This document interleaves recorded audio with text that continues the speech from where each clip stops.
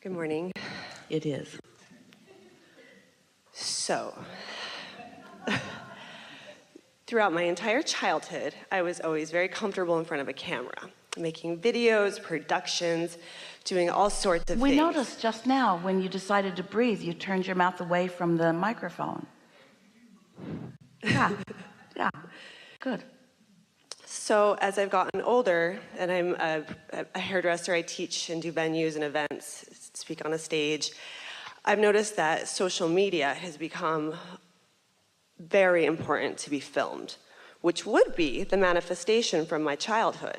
It's a dream come true. I can film everything every day. And then the followers happened, and then the likes or the dislikes happened. So the more I shared, the more, if it wasn't liked, I got discouraged.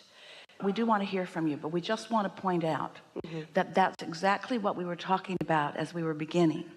You're humaning. You're doing that humaning thing. So you're not paying attention to what your inner being is inspiring you to new things. And you're having new discovery and new expansion. But by caring about what everybody thinks about it, it can go well or it can go bad. And until you're stable in how you feel about you, until you know for sure who you are, some of them that don't have any capability whatsoever of understanding who you are going to tell you who they think you are, which is really not any of your business, or theirs really, but you're asking for it. So think, there could not be a better way to start this day, because think about this. What are your options? How are you going to explain to all of them, no, I really am good. I really am good. How you can explain that to all of them? That's why listening to your own inner being, who knows who you are, who's walked with you every step of the way, who knows everything that you lived and every piece of expansion. And here's the most important thing. Your inner being never looks back. And when you do, is to try to justify where you are. Your inner being only knows what life up to now has caused you to ask for, and your inner being gives undivided attention to that. Undivided attention to that. And when you deviate from that, you don't feel so good. We want to hear more from you, but we just wanted to get that out there fast before the car got too far down the hill. Yeah. And that's what I'm really open to, is being an open channel so I can hear my source when I do share my information. You don't have to be an open channel. You just have to be aware of your gut. You just have to be aware of how you feel. When you read some of those comments and it feels bad to you, do you understand why it feels bad? Really, really, really why it feels bad? No. It's because your opinion of what they're saying, your opinion therefore about you, because of what you're reading about them saying, is so different from what your inner being knows. Your inner being isn't going there, and when you do, you cause separation. That's why it feels so awful. And you couldn't, if you had this lifetime and thousands after it, and you do, you couldn't make them behave. So do I participate with it? That's the question. If it doesn't feel that good, even though I love to do productions, or is it just finding a different platform? We have a question for you first, and if you'll answer ours, we'll answer yours. Cool. Do you think it's worthwhile that you went to all the trouble of being born into this body, into this physical time and space, knowing the freakiness of the masses, knowing the incredible diversity and likelihood that most of them would not be able to get you? Yes. Then we think social media is just fine for you. Okay. It's sort of just the new version of the masses. It is. Cool. You have to come to the place where the opinion of others isn't what drives you. Here's the clearest, cleanest, easiest way to get this. When you are awake, you are always offering a vibration. And therefore, you are always under the influence of whatever's coming in response to that vibration. So a question to ask yourself is, are you under the influence of your inner being? Are you thinking the kinds of thoughts that your inner being thinks about this and that? Or are you under the influence of social media? And that's not to say that you always feel terrible when you're under the influence of social media. We're not making them out to be the devil. There is no devil. We're not making them out to be a source of evil. We're just saying that if you will ask yourself, when you feel that negative emotion, what influence am I under? And realize that you're giving up being under the influence of your inner being and trying to take your cues and clues from others. Jerry used to say to Esther, it was a game that he played quite often in a restaurant where there were 4 bread plates on the table. And he'd say to Esther, you and I have a particularly good relationship, and here's why I think it's so good. And he would take one bread plate and lay it right on top of another bread plate, and he would say, see how compatible we are about all the things that we think about how we feel. And then sometimes Esther would tease him and just move it off kilter just a little bit. She'd say, well, except for that one thing right there. But a good fit, in other words, lots of compatibility. And then he would say, with some people, we're like this. And other people, we just barely touch the edge. And some people, there's just nothing in common at all. But what happens with so many humans is you want everybody to be this fit. And if they're not, then what do I need to do so that you'll be like this with me? I'll change. I'll be whatever you need me to be.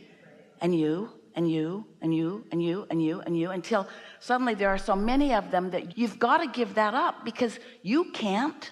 So then you take polls, you try to decide what you need to be, and pretty soon you're not having very much fun in this life experience, because in your quest to find others to find something in you that they approve of, you lose your connection of your inner being who knows who you are and is with you about all of it, you see.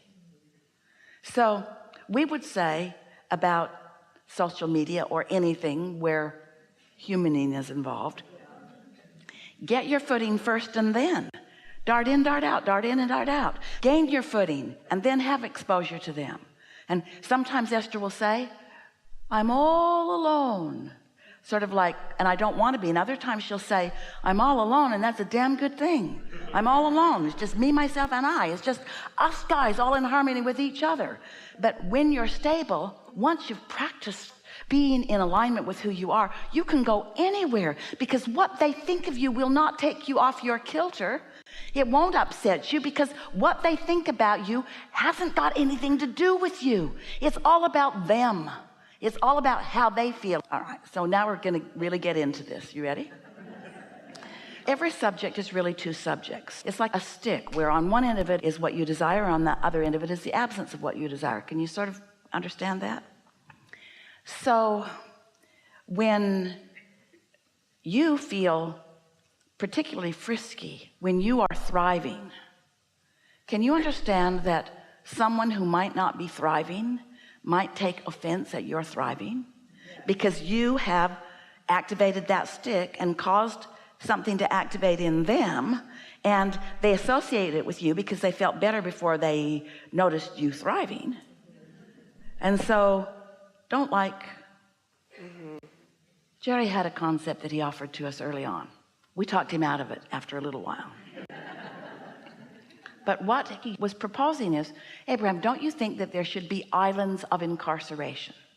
So robbers all go to the same island and they just take things from each other.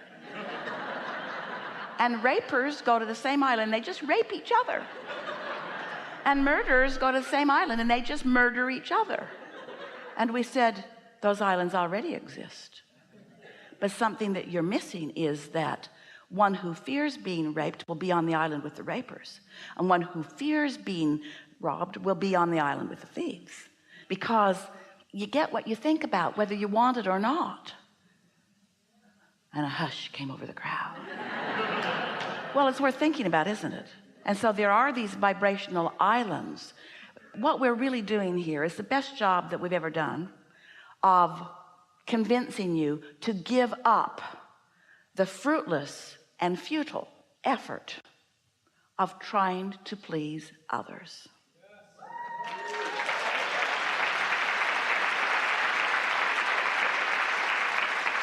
And that does not mean be inconsiderate. That does not mean be your worst self and go out and do that to the world. That means tune into who you are and do that to the world. Because if you're not wanting to be under the influence of finding the appreciation or approval of others, but instead you're tuning to your source and that love that your source energy is a vibrational match with, so that you are solid and consistent in that vibration, then as you go out into the world, when you are misunderstood, you understand that you're being misunderstood. You don't take it personally because you've got solid footing, because you know who you really are, and you're not anymore trying to get your solid footing from those who are wobbly and don't know who they are. And that's why you're mad at so many, because they're not solid enough to give you what you need from them. But you're looking for love in all the wrong places. You're looking for stability in the wrong place. You're looking for approval. You're looking for likes in all the wrong places.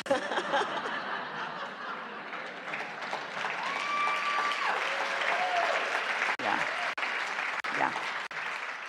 Okay, to tag on to that, in addition to that, there's been a topic around lately, if you're successful, you attract other successful people. Or We are really big at interrupting, aren't we? Yes, I knew it. One sentence and then we'll give it back to you. Success is joy, period. Joy. Success is that alignment and that being in that world aligned. It's feeling who you are. It's that confidence and knowing. It's that point of attraction. Success is being a vibrational match to your own vortex. That's what success is. We have never said that before. That's our forever standing definition of what success is. Success is vibrational match with your vortex. That's what success is. Which means everything that you've ever wanted. Of course, it's easy to understand why you would think it's about the money or the material objects or even about the recognition, but it is about being a vibrational match to what your life has caused you to prefer and ask for.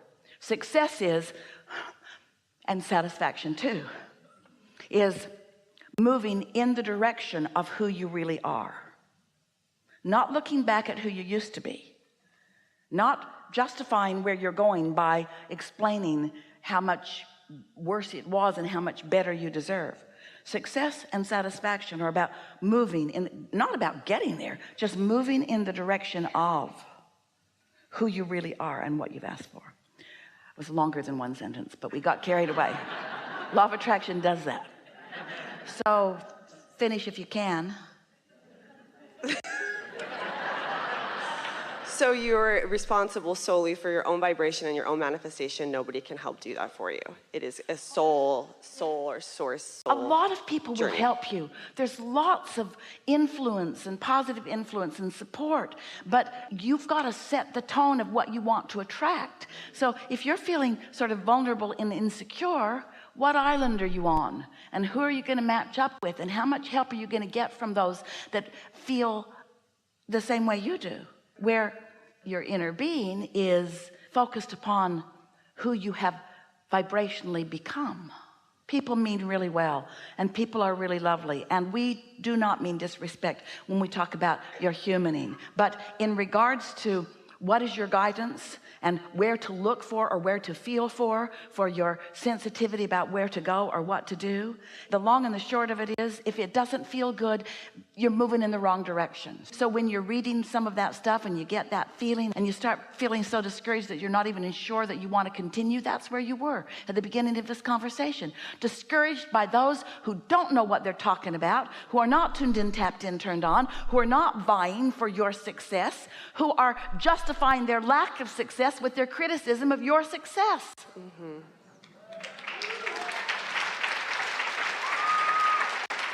You can't get poor enough to help poor people become prosperous, or sick enough to help sick people get well, or sad enough to help sad people feel better. You have to be what you would like them to also be.